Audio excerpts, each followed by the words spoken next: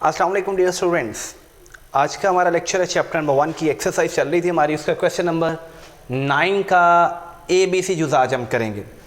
ठीक है, पहला हमारे पास 23 gram of sodium and 238 gram of uranium have equal number of atoms in them. हमने इसकी जस्टिफिकेशन देनी है इन स्टेटमेंट की। 23 gram of sodium and 238 gram of uranium have equal number of atoms in them. जी बच्चों, एवोगाड्रोस नंबर के अंदर हमने पढ़ा था कि किसी भी एलिमेंट का अगर 1 मोल है तो उसमें एटम्स कितने होते हैं? Avogadro's number. यानी here according to the definition of Avogadro's number 1 mole of all the elements have equal number of atom which is 6.02 into 10⁻23। Clear होगी बात की। और 23 ग्राम सोडियम ये भी 1 मोल बनता है, और 238 ग्राम ऑफ यूरेनियम ये भी क्या बनता है? 1 मोल ही बनता है। लिहाजा इनमें पार्टिकल्स कितने होंगे?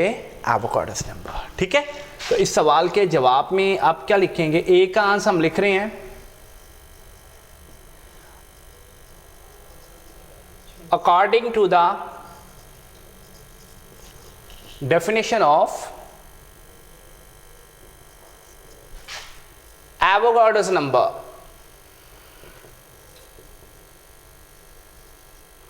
one mole of different element,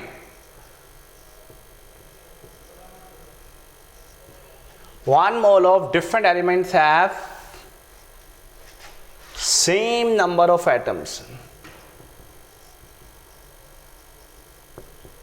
which are same number of atom separately which are 6.02 into 10⁻23। तो आपको पता है कि 23 ग्राम जो है it is the molar mass of sodium, यानी 1 मोल का मास है सोडियम का, और 238 ग्राम ऑफ यूरेनियम ये भी 1 मोल का मास है। इन दोनों में क्या है? 1 मोल है, इसलिए इनके अंदर एटम्स की तादाद क्या होगी? Avogadro's number. तो आप क्या कहेंगे? As 23 gram of sodium and 238 gram of uranium are 1 mole of each, so definitely they will have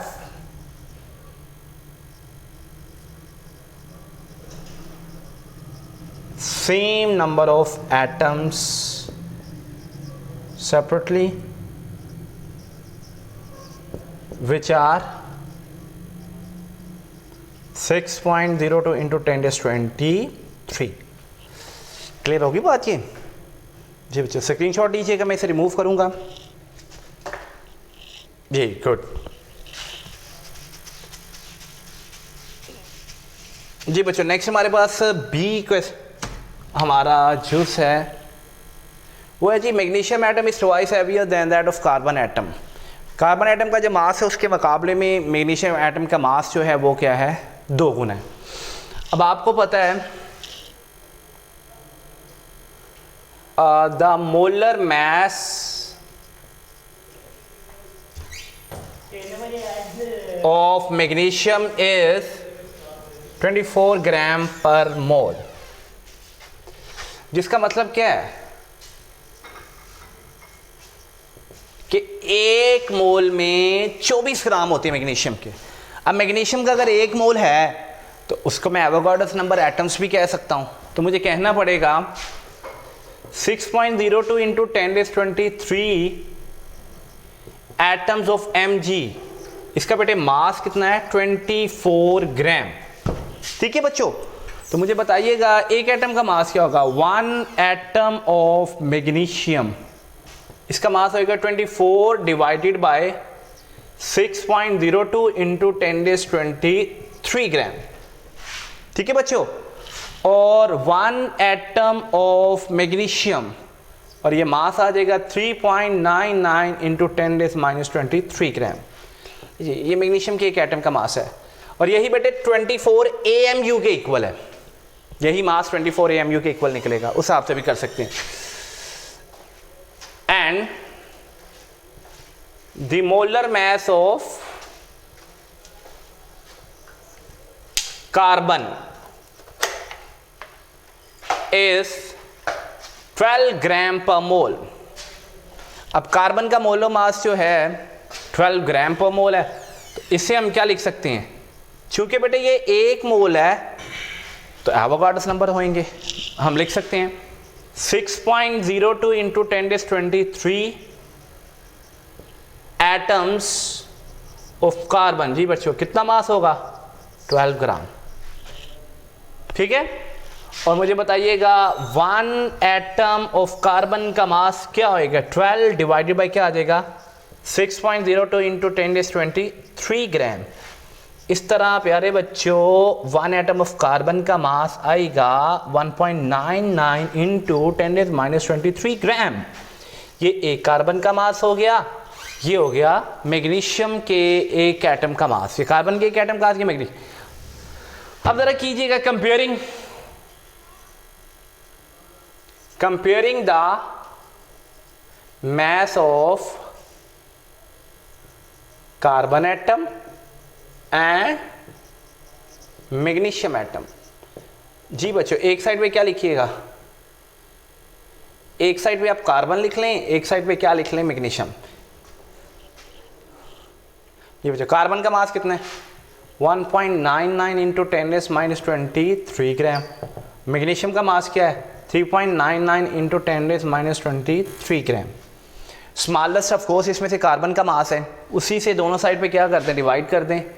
1.99 into 10⁻23 gram divided by 1.99 into 10⁻23 gram. 3.99 into 10⁻23 gram divided by 1.99 into 10⁻23 ग्राम। जी बच्चों ये आ जाएगा 1, ये आ जाएगा रेशियो 2। जी बच्चों यहां पर आप रिजल्ट क्या लिखेंगे, रिजल्ट लिखेंगे it is clear from the above calculation that magnesium atom is twice heavier than that of carbon atom. ठीक है बच्चों, इस सवाल का एक आसान जवाब भी लिख सकते हैं, वो कैसे, बट इसको अगर इक्वल करेंगे ना, ये वाला मास AMU में से कन्वर्ट करेंगे तो ये 12 AMU बनेगा, और ये वाला मास अगर AMU में कन्वर्ट करेंगे ये 24 AMU बनेगा। ठीक है, तो आप ऐसा भी कह सकते हैं the mass of 1 atom of carbon is 12 AMU and the mass of 1 atom of magnesium is 24 AMU। ठीक है, फिर दोनों के मैसेज को 12 से क्या कर दें, डिवाइड कर दें। जब 12 AMU को 12 पे डिवाइड करेंगे तो एक जवाब आ जाएगा, 24 को जब 12 पे डिवाइड करेंगे तो 2 जवाब आ जाएगा। उसमें रिजल्ट फिर सेम ही लिखेंगे, उसमें भी यही लिखेंगे it is clear from the above calculation that magnesium atom is twice heavier than that of carbon atom. इसका स्क्रीनशॉट लीजिएगा तो मैं फिर आगे करवाता हूं। जी बच्चों thank you.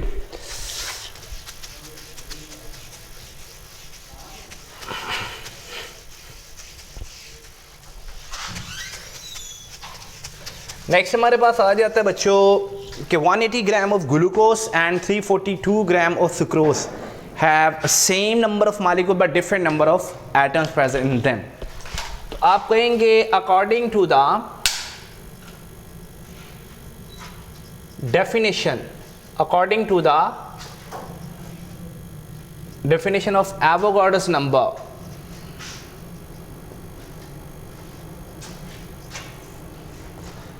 one mole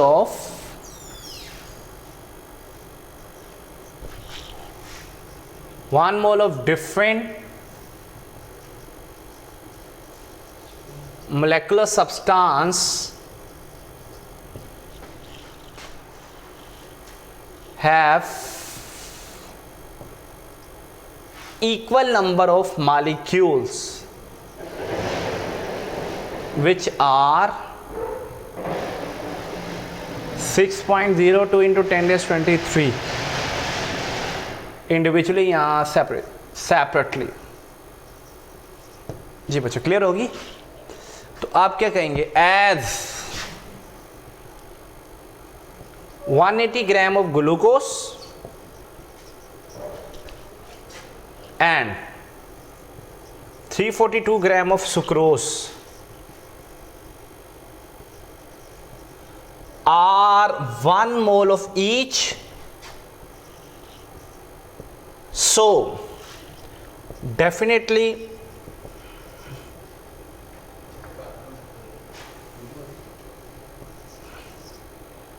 they will have same number of molecules which are 6.02 into 10 raised 23 separately.